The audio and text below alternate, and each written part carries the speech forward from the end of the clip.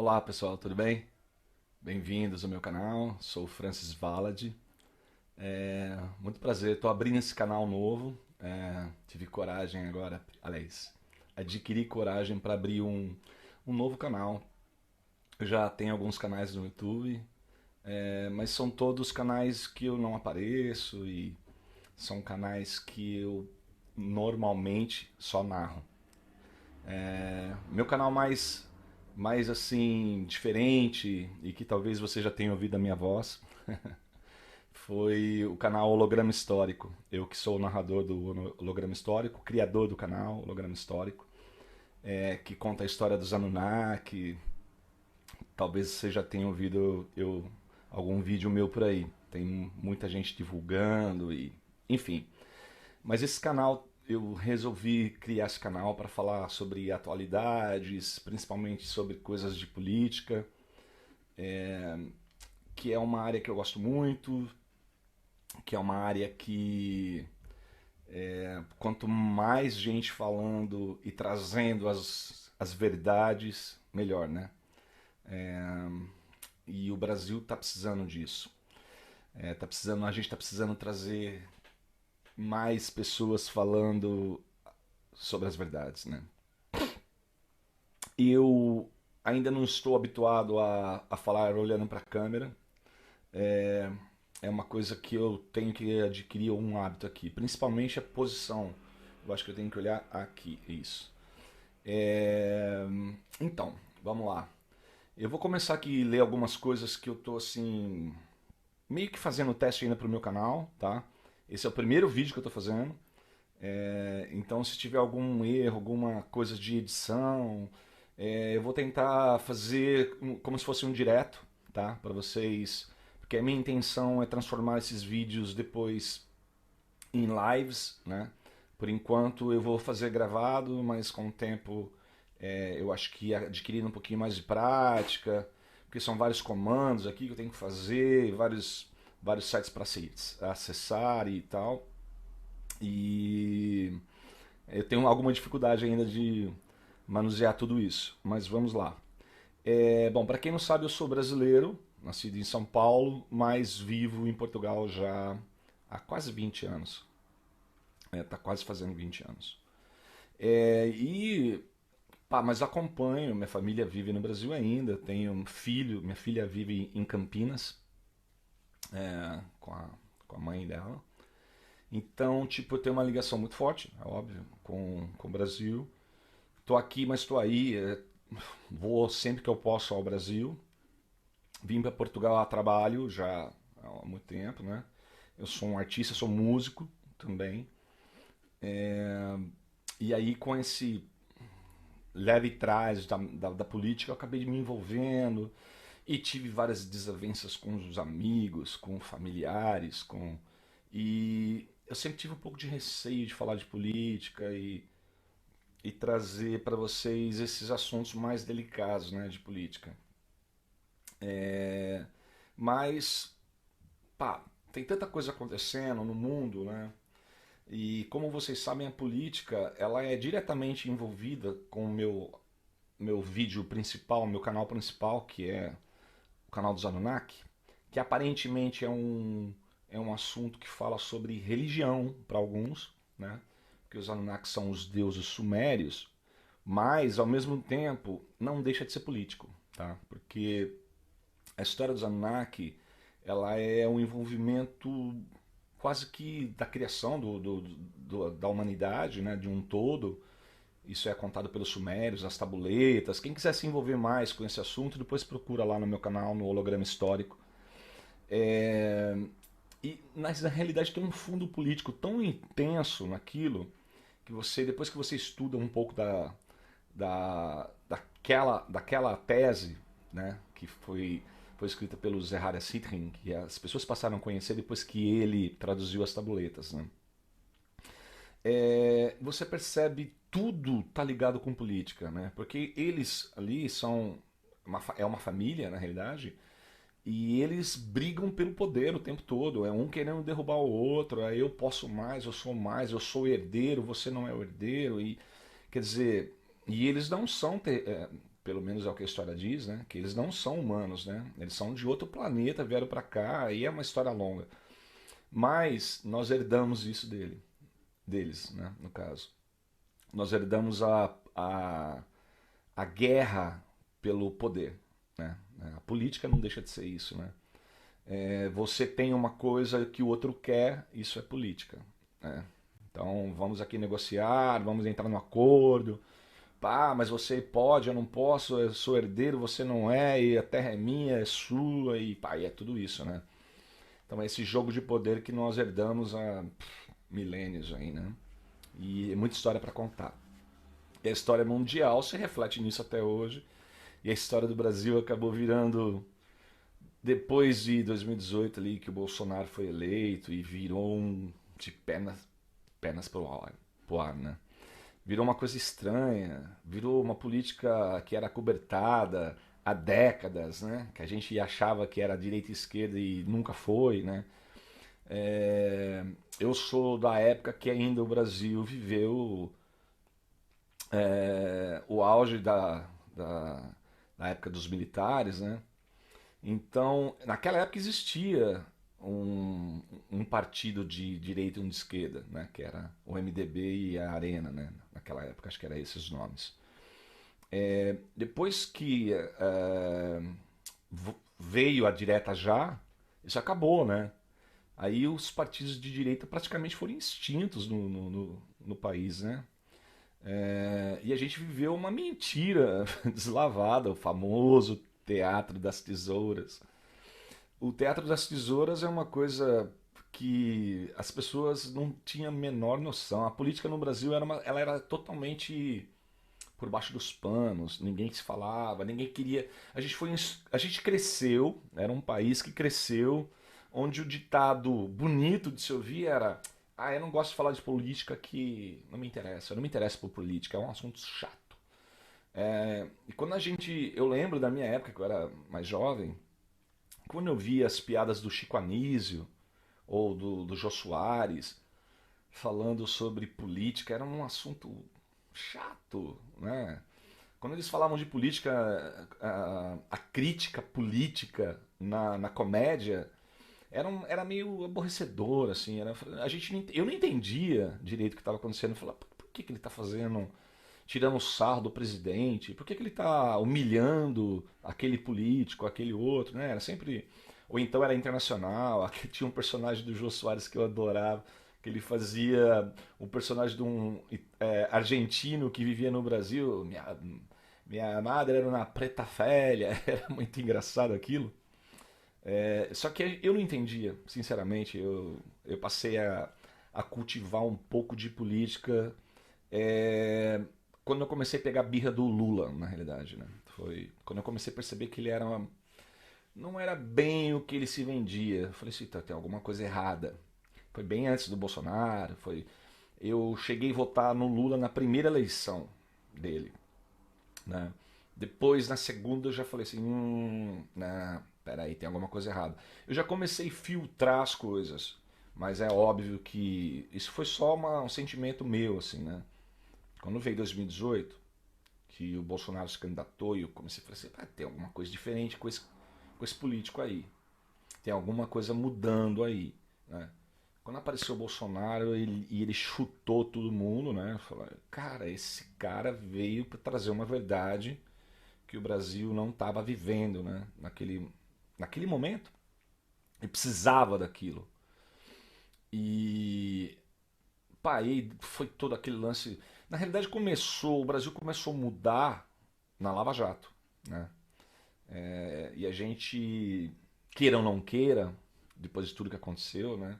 Do nosso herói que deixou de ser herói, que é o Sérgio Moro, ele trouxe esse querer mudar o Brasil, né? Eu lembro dos discursos do Moro, quando a gente ainda admirava muito ele, né? Que ele falava, o Brasil precisava de uma mudança. A corrupção no Brasil é uma corrupção muito intensa, né? Não tem, nem tem muito o que falar, né? Todo mundo sabe o quanto o Brasil é corrupto. E quando você sai do Brasil, quando eu moro na Europa agora, já há muito tempo. Não que aqui não exista corrupção, existe. Principalmente aqui em Portugal, tem muita corrupção também. Politicamente, e as pessoas, todo mundo é corruptível, né? Só que no Brasil, esse lance da corrupção é uma coisa que o Sérgio Moro trouxe à tona que era demasiado, né? Vamos lutar contra isso. Aí as primeiras prisões, aquele negócio de prender as pessoas e para prender um político foi uma revolução no país, né? Eu lembro como se fosse hoje a gente vibrando, olha, o cara prendeu fulano e cicrano e tal. Bom, acabou que aconteceu tudo o que aconteceu, né? Eu fiquei sem entender na realidade, né? Falei assim, mas por que, que os caras vão liberar os caras que estão presos? Se eles foram julgados, acusados, tal, pá, pá. Aconteceu tudo aquilo, Lula foi liberado, passou quase 500 dias, mais um pouco, acho, né? Mais 500 dias na prisão, depois foi liberado e virou presidente, cara. Olha que humilhação. A gente comemorando a prisão de um corrupto, finalmente um corrupto na cadeia. O cara virou presidente. É humilhação demais, né, para um país. E nós temos esse STF que é vergonhoso, né? Suprema Corte do país cobertando, liberando, soltando bandido, prendendo quem não deve. E aí vem aquela fatalidade do dia 8 de janeiro, que foi terrível, né? Gente, eu lembro no dia que aconteceu, no dia 8 de janeiro, eu estava assistindo as notícias. E naquele dia, cara, tem uma pessoa que marcou muito pra mim, que eu tava assistindo Jovem Pan, e no momento que eu liguei a Jovem Pan, que eu assisto aqui só pelo YouTube, né? Tava falando, cara, o Figueiredo, o Paulo Figueiredo. E ele tava em pânico, porque eu não gosto muito do Figueiredo, eu acho ele um pouco arrogante, mas ele fala muitas verdades, cara. E ele é um cara que eu passei a admirar pelo não pelo que ele transmite, pelo que ele realmente quer fazer, né? E eu lembro da aflição dele, e aquilo me comoveu, da aflição dele de tentar passar para as pessoas que estavam nas ruas. Ele falou assim: gente, vocês não podem fazer isso, não voltem para casa, não façam isso, vai dar tudo errado, vai dar ruim. Ele falava, gente, ele passado, tentando. Já era tarde, né? Quando ele tentou avisar, a galera já estava derrubando as coisas, já começaram a subir nas rampas, e ele falou: não vai dar certo, isso aí vai dar errado, é tudo que eles querem, eles vão matar vocês, vão prender todo mundo. Pá, não deu outra, né? Não deu outra. Foi tudo armado, né, gente? Só não vê quem não quer, né? Que aquilo lá foi uma armação descarada para derrubar o Bolsonaro, derrubar. E o Bolsonaro nem no Brasil tava, né? O Bolsonaro estava nos Estados Unidos naquele fatídico dia. Mas a conclusão daquilo que é terrível, né? Não é se o Bolsonaro é culpado, se as pessoas queriam dar um golpe sem arma, com bexigas e pipocas e crianças e famílias. É uma loucura, né? Queriam dar o golpe de Estado. Os caras tentando defender a todo custo o dinheiro que eles ganham da gente, dos contribuintes, né? Eu não posso nem falar da gente, né? Porque infelizmente eu moro fora, né? Mas eu sou tão atacado por isso, vocês não têm noção de como é ruim ser atacado por morar fora do Brasil. Nesse ponto eu entendo quando o Constantino fala, cara, é horrível alguém do Brasil virar para você e falar assim: você não tem o direito de falar sobre política, porque você está fora do Brasil. As primeiras vezes que eu ouvi isso, me doeu bastante, sabe? Me doeu bastante. Principalmente quando eu ouvi isso da minha própria família. Falar assim: fica aí, cuida aí do seu país aí, fica aí com os seus portugueses aí. Não liga aí pra política do Brasil, não. Eu, ó, ok. Brigar com familiares é uma coisa muito complexa. Opa, tô esbarrando aqui. muito complexa sobre política, cara. É muito difícil você dialogar com familiares que são contrários à sua opinião política, né? Mas enfim, eu descobri que política ela tem duas vertentes, dois lados. É yin e yang. E eu descobri estudando, né, gente? Isso aí é uma coisa que. Por isso que eu gosto de pessoas cultas, que estudam. Porque quando você começa a estudar muito, principalmente sobre a história da humanidade, você entende o lado do bem e do mal. Que eles são reais. Existem pessoas boas e existem pessoas más nesse mundo. Esse mundo louco, né? E tem um vídeo no meu canal do Holograma Histórico que fala sobre Caim e Abel. Eu acho que esses dois irmãos são símbolos de bem e mal, de como humano, o ser humano, ele pode ser muito bom e pode ser muito mal em um prazo muito curto, né? Porque assim, quando Caim matou Abel, que é o relato bíblico, que ele também é contado no relato Anunnaki, foi uma explosão de fatores, né? Que todo mundo sabe que ele tinha ciúme do irmão, né? E eles brigavam muito, batiam boca constantemente por inveja, porque um era mais querido do que o outro. E na realidade não era, mas ele se sentia assim. Então isso desencadeou nele um ódio descomunal sobre o irmão. E acabou matando ele, deu uma pedrada na cabeça do irmão, automaticamente se arrependeu. Assim que fez o ato, se arrependeu e foi. Mas isso, se arrepender não é tudo, né? Ele tirou a vida de uma pessoa. E isso é muito intenso quando você começa a estudar, você começa a perceber que isso, depois de todas as histórias que a gente já vivenciou na vida e na história da humanidade, fica tão evidente isso, cara. As guerras, as chacinas, é tudo por poder, né? É tudo por inveja. O cara querer tirar o que você tem, o que você conquistou. Às vezes é uma terra, às vezes é. O cara fala assim, por que, que aquele ali tem? Por que, que aquele outro tem? Né? Depois é um monte de situações que você começa a estudar, principalmente sobre os reinados, né?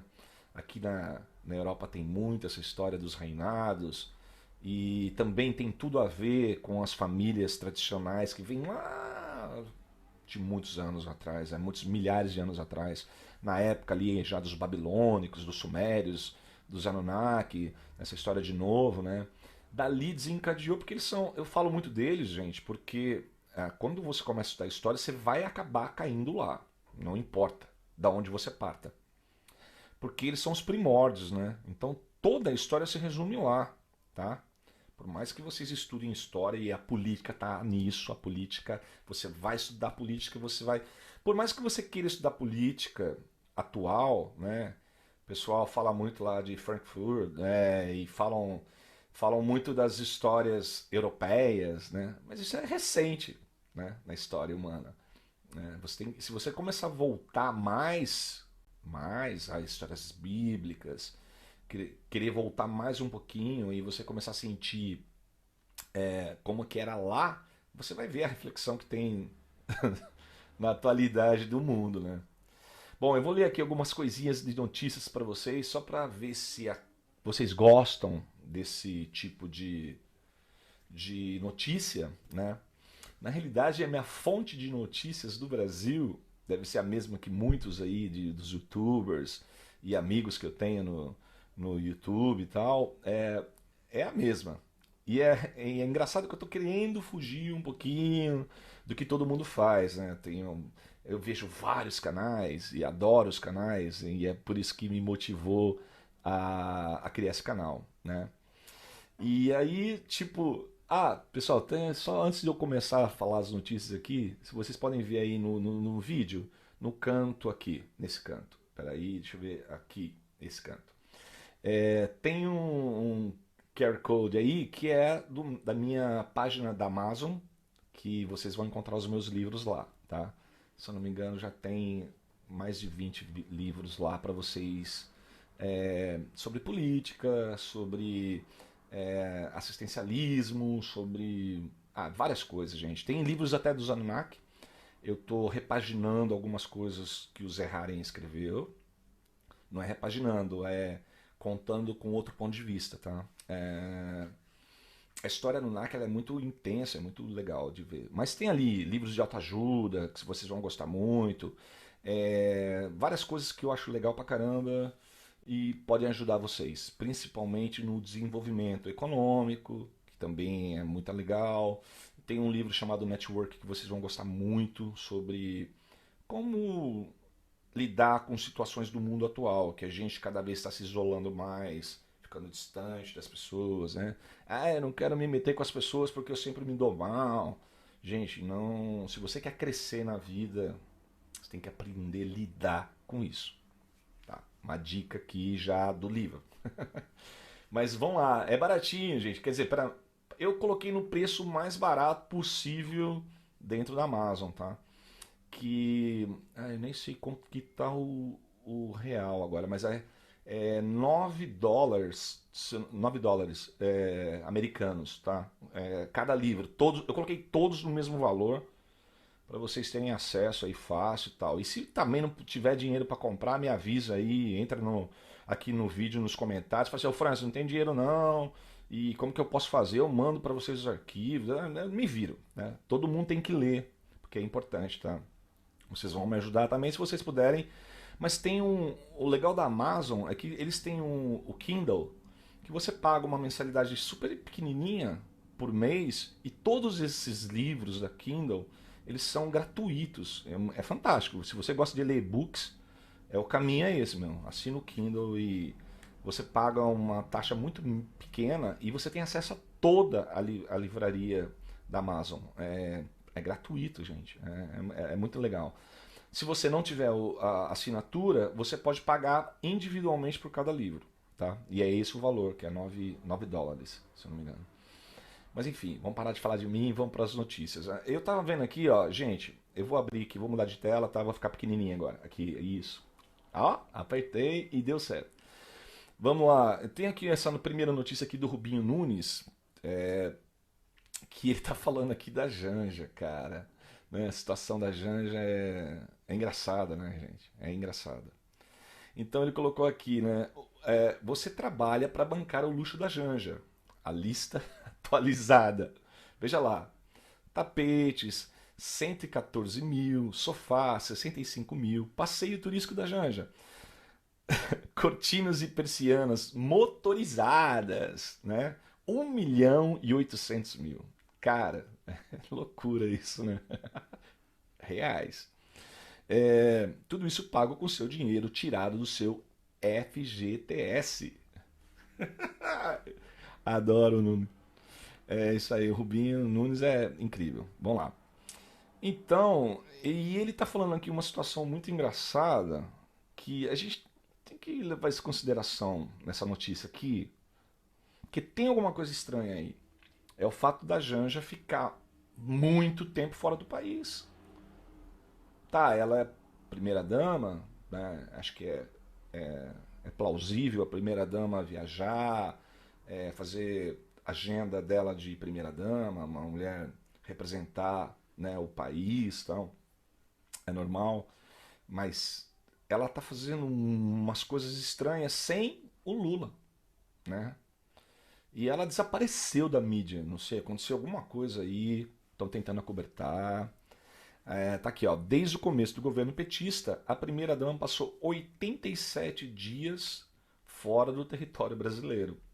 Isso é muito estranho, né? E ela desapareceu, o Lula sofreu esse acidente agora aí e ela não disse nada. Vocês não acham estranhos? Bom, comenta aí. Vamos lá. Aqui um próximo, né?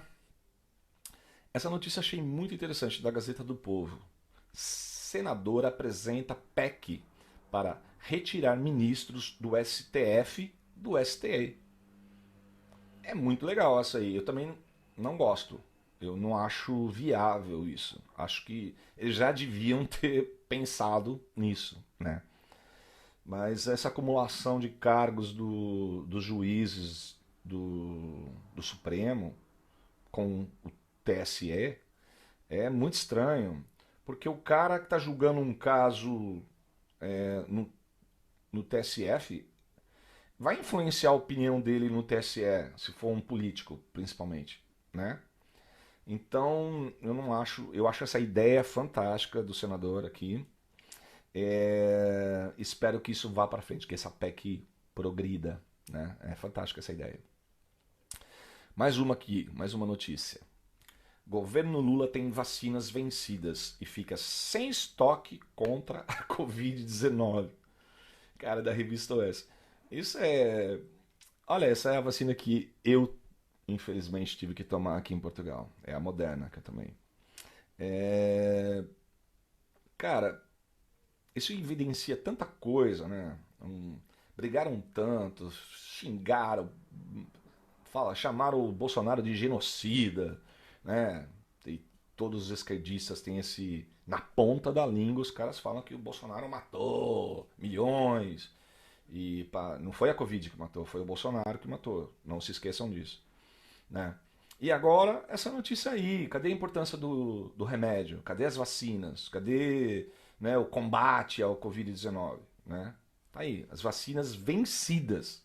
Isso é ridículo, né? Para não dizer outra coisa. Mas tá aí a notícia para vocês, infelizmente, né? O que eu posso fazer? Eu aqui? Nada, né?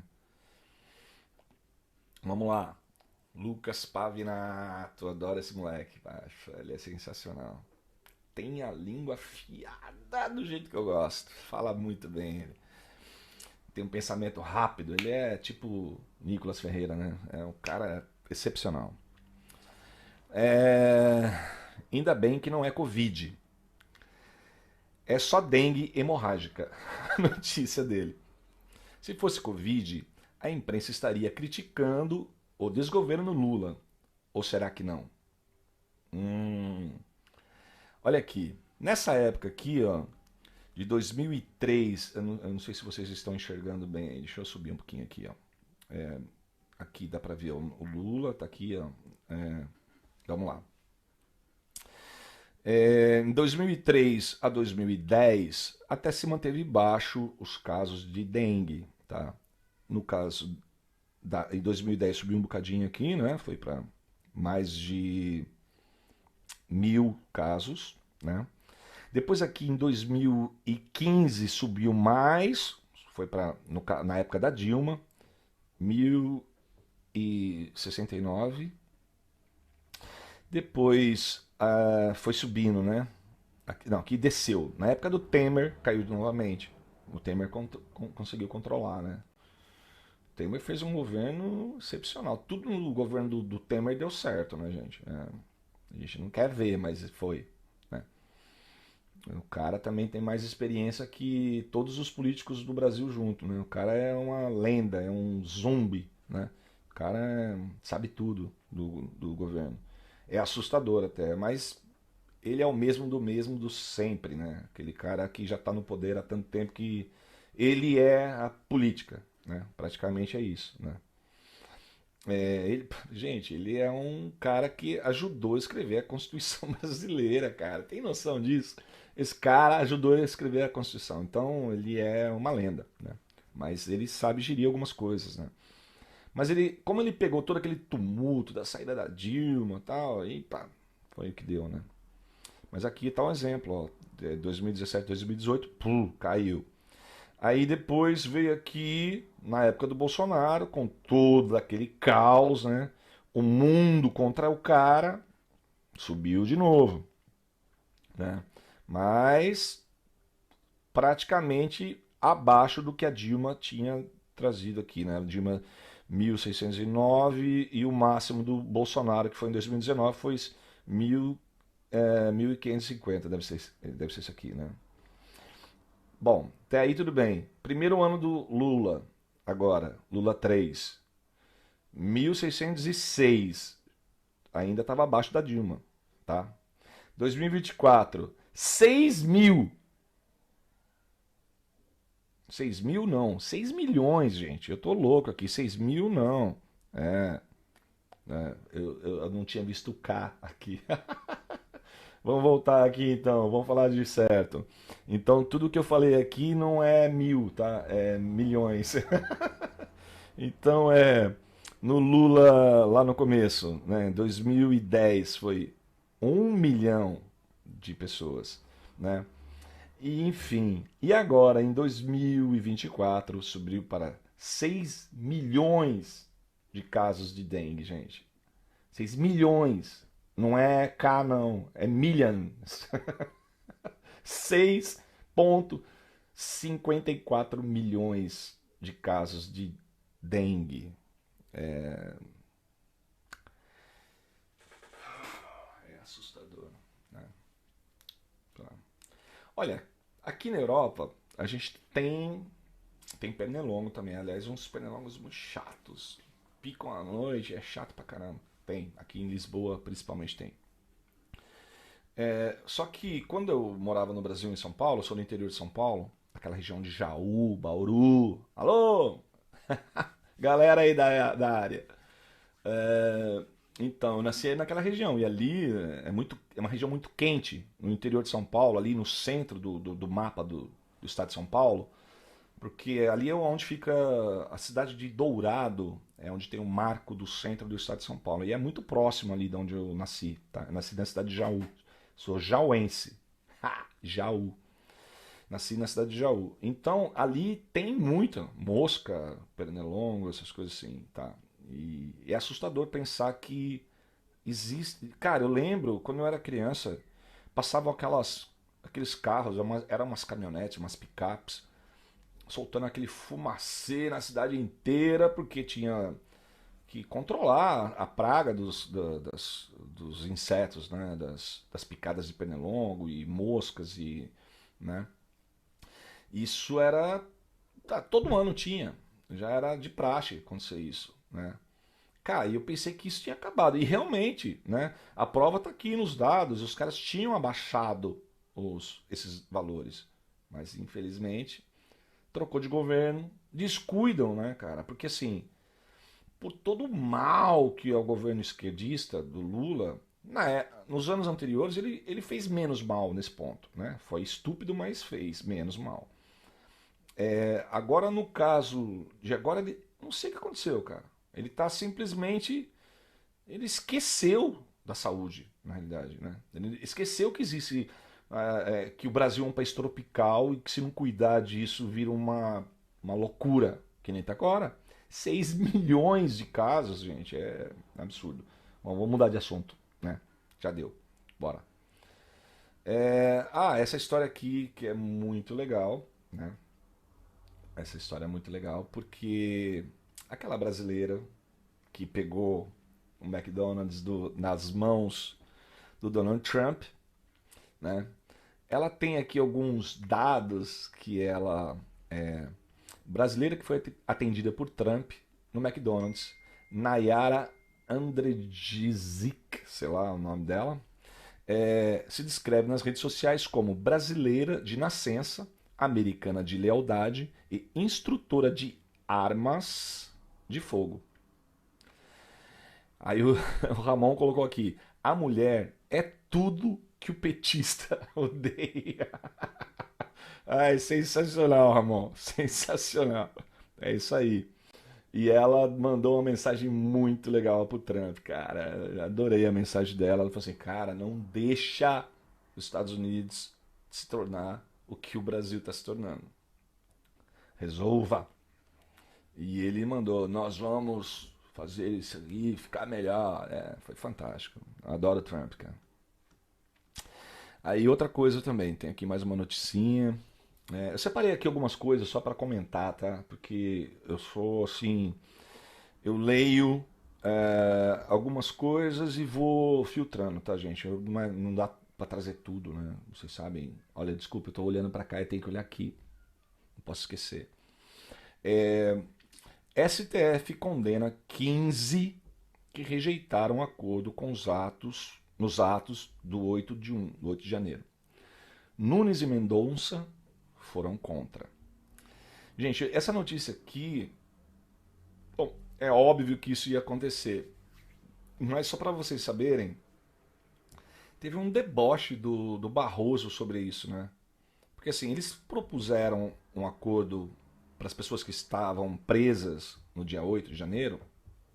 Já falei sobre isso, né? Esse caso que é uma vergonha para o Brasil. É... Ele falou assim, o Barroso, se eles não aceitaram os acordos que nós queremos que eles aceitem, vai ter consequência. E tá aí a consequência. A consequência é, eles foram presos. Bom, vão passar mais anitos, mais 17 anitos na cadeia. Por causa que eles foram lá reivindicar os direitos de melhorar o Brasil. É isso. Isso é mais crime no Brasil do que aqueles que são traficantes, assaltantes, bandidos, né? Isso pode. O Brasil pode. Até ter um presidente corrupto de desviou bilhões e tá aí. Tá eleito, preso. Tava preso. Mas, né? O que a gente pode fazer? Brasil, né, gente? Brasil, terra do samba, do pandeiro, futebol. Política não. Política é só pra quem pode, né? Não é pra quem quer. Vamos próxima. Essa aqui da professora Paula Marisa. Ela sempre tem uma picadinha ali de sarcasmo, né? Eu adoro ela também. Na época da pandemia, gente, o que essa mulher foi útil para minha mente, foi uma época que eu estava muito em baixa. Pá, foi uma sequência de coisas na minha vida, e veio a pandemia. Depois eu vou falar sobre isso com vocês. Em 2019 foi um ano que eu tenho que esquecer da minha vida, porque foi um ano absurdamente difícil para mim. Eu perdi minha mãe e meu irmão com uma diferença de 3 meses. Foi brutal, brutal. Mas eu não vou falar sobre isso agora, né? Aí, logo depois disso, pra mim, veio a pandemia. Então, eu vim abaixo, cara. Sinceramente, eu achei que o mundo ia parar, né? E minha vida ia acabar. Acho que não foi só eu, né, gente? Muita gente pirou. Era tanta notícia falsa, tanta porcaria acontecendo, tanta mentira, tanta inverdade, né? Tanta coisa acontecendo, tanto aí o Bolsonaro tentando ajudar a mente das pessoas e ninguém entendia isso.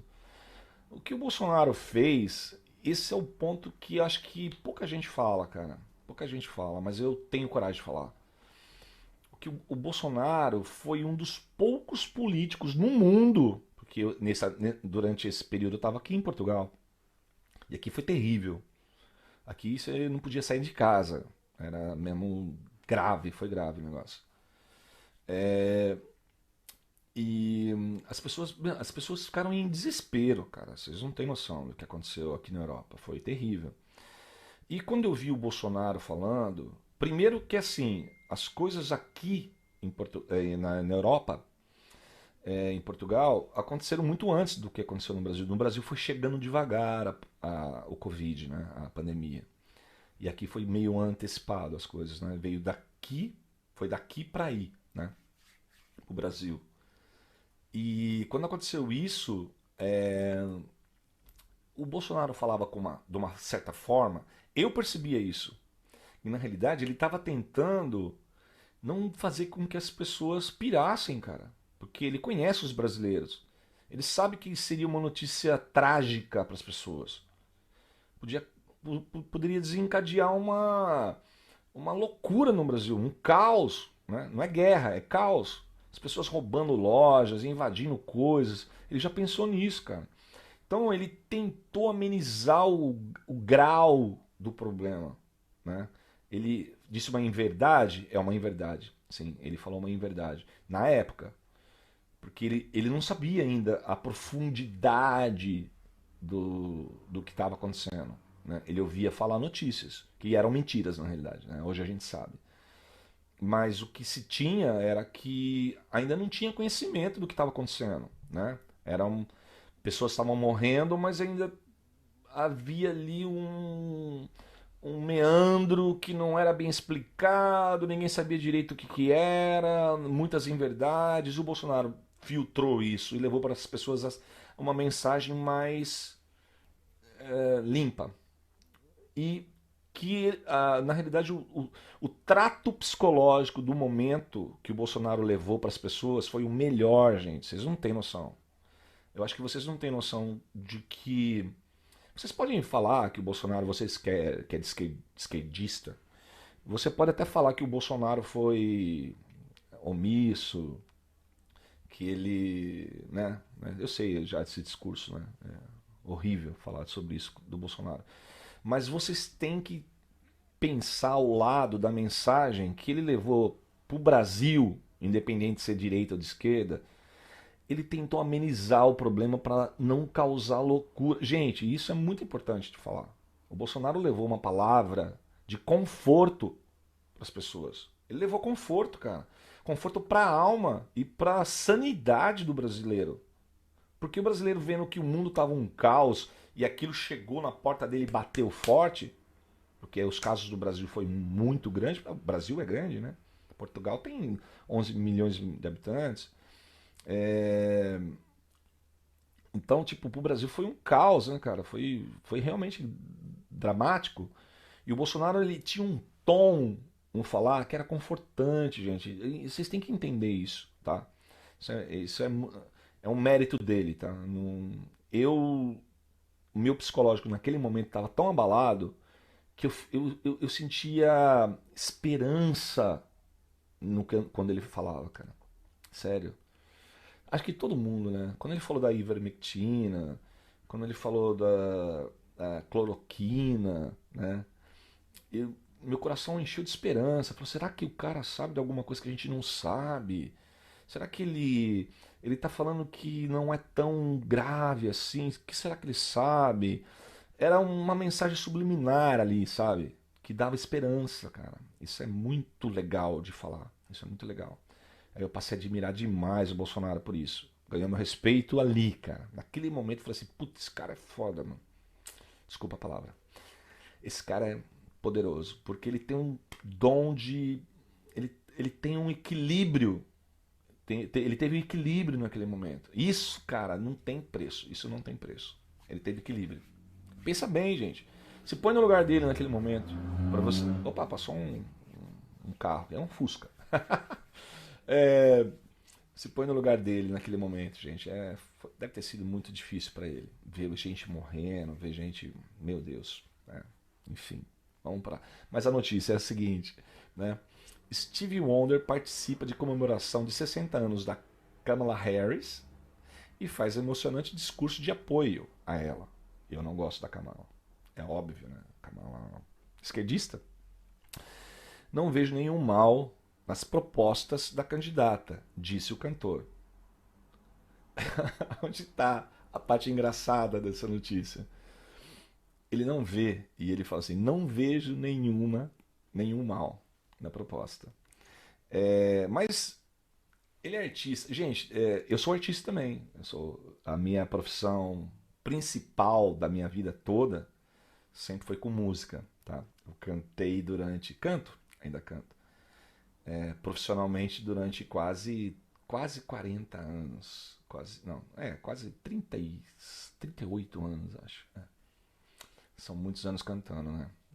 Profissionalmente. Nossa, é muita jornada, gente. Nem conto pra vocês o quanto eu já cantei na minha vida. Então eu tenho aqui dentro uma alma de artista. E quando eu vejo um cara que eu idolatro ele, esse cara canta. O Stevie Wonder, ele é um deus da música, né? Tem um talento acima da média, canta com uma destreza, maestria ele cantando, né? Só que tem um viés político e todo artista que não se aprofunda muito, o artista ele tem uma alma de sonhador, gente, e ele acha que o mundo é lindo, que todo mundo deve viver be happy, paz e amor, né? Aquela aquela visão de que do mundo igualitário. Os artistas acreditam nisso, né? E eu não discrimino o que o Stevie Wonder está falando aqui, porque, né, da mesma forma que eu vejo outros artistas errando, né? Tem os que são realmente mal intencionados, né? No caso do Caetano Veloso, que é um homem que eu admirava demais o trabalho dele de música e peguei uma birra do Caetano, porque quando você vê que o viés político do artista ele é mal intencionado, de que o que ele está buscando não é ajudar e sim safar o próprio rabo, é complicado. Aí já não passou no meu crio, já não dá.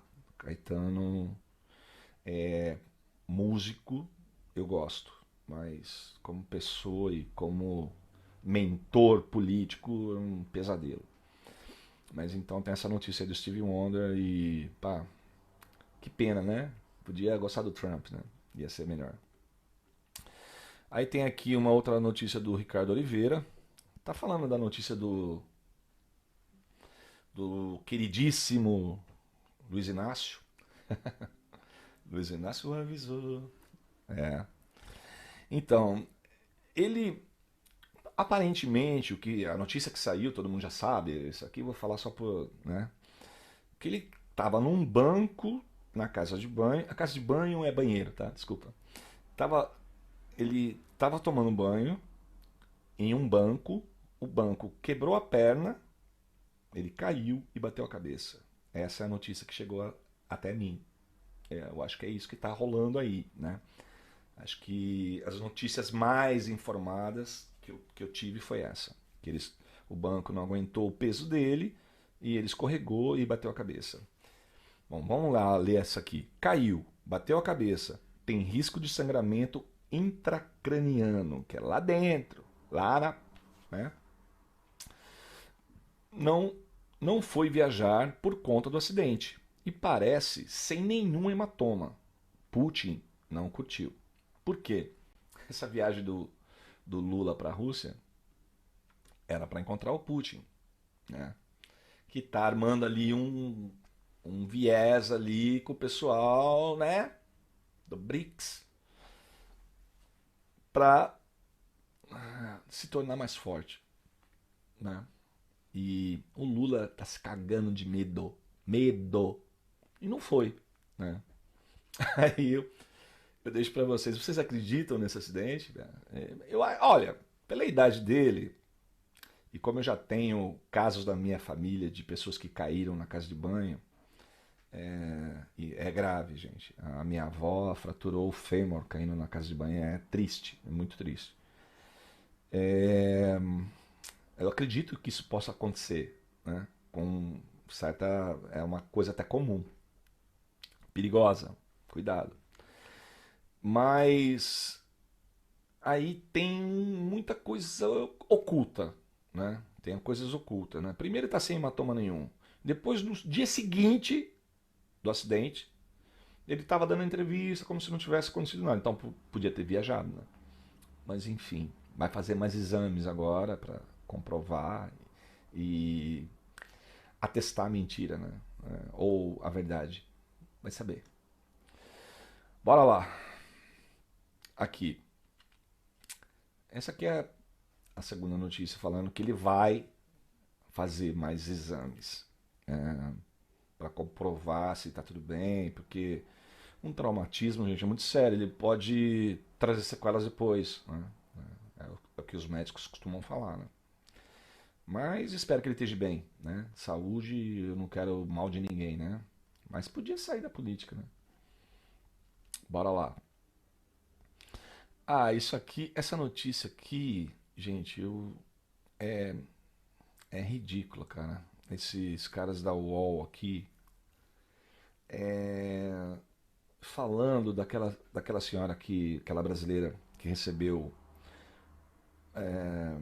o McDonald's do Trump, eles falando dela aqui como se ela fosse uma pessoa, uma bandida, cara, uma foragida do Brasil. uma criminosa. É inaceitável isso, cara. Esse tipo de comentário num jornalista sério, numa rede séria de TV, quer dizer, a UOL não é TV, né? Mas é um, como é que eu vou dizer? Eles deviam ter mais cuidado, pá, com essas coisas, não é? Não é verdade? Falar de uma pessoa que eles não conhecem, não sabem nem o que é a pessoa, né? Só porque tem um viés político, cara. Isso aí é para acabar. Eu vou colocar aqui para vocês ouvirem o que eles estão falando, essa baboseira aqui, e vocês Sobre o que me aconteceu ajudam. nesse final de semana lá nos Estados Unidos. E uma conexão com o Brasil. Candidato à presidência dos Estados Unidos, Donald Trump, resolveu fazer campanha nesse final de semana no McDonald's. Foi lá para uma rede de fast food, resolveu colocar um avental, fritar batata frita e foi atender os clientes. E aí, na hora que ele estava atendendo os Vejam aí. clientes, de repente chega uma brasileira. Vamos assistir esse pedacinho aí dessa campanha de Trump lá nos Estados Unidos. Mr. President, please don't let the United States become Brazil. My name is Brazil. We'll keep it good. Please, We're going to make it better than ever, okay? Thank you. Thank you. Thank you. The flag. Trump. Não deixe os Estados Unidos se tornarem o Brasil. O que ela quer dizer com isso, hein, Josias? Como é que você vê aí uma brasileira... Aqui o Brasil é muito melhor. Aí fazendo essa puxação de saco a Trump. Puxação de saco. Que impacto isso daí tem aí? Está bombando aqui no Brasil nesse momento. Olha, escutem. Isso mostra que nós não estamos livres de passar vexame no exterior, né? O golpismo virou um produto de exportação do Brasil. Há golpistas brasileiros na Argentina, na Espanha, nos Estados Unidos, alguns mais célebres, outros anônimos, como essa senhora, né? Quem é esse cara? Nós, né? Você ter uma cidadã que se confessa golpista dessa maneira, e ela imagina que está defendendo valores adequados, né? Mas ela diz, olha, não permita que os Estados Unidos virem o Brasil. Que dó. Ela está dizendo, com outras palavras, não permita que a esquerda aqui nos Estados Unidos é representada pela Kamala Harris, pelo Partido Democrata, retorne ao poder, assim como Lula voltou ao poder, voltou ao Palácio do Planalto no Brasil. Então ela está dizendo que preferia que estivesse no poder no Brasil o Bolsonaro, ainda que na marra. Ah, gente, desculpa, mas não consigo nem ouvir. Copiando a democracia brasileira. É triste demais isso, cara. Tá. Desculpa lá.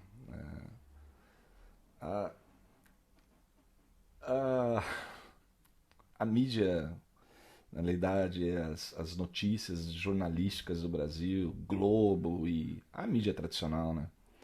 Como os caras costumam dizer, né? O próprio Constantino diz muito isso. Cara, virou uma palhaçada, virou mesmo.